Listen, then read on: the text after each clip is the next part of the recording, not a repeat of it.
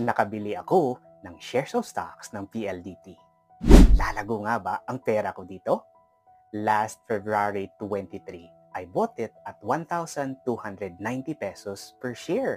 And on April 5, nakatanggap ako ng dividend or ang hati ko sa profits na kinikita ng company. Nasundan pa yan agad last September 11. Kaya tuwang-tuwa talaga ako. That's almost 7% of dividend income. Pure passive income. And as of today, PLDT is already at 1,500 pesos per share. So meron na rin akong kita na 14% from price appreciation.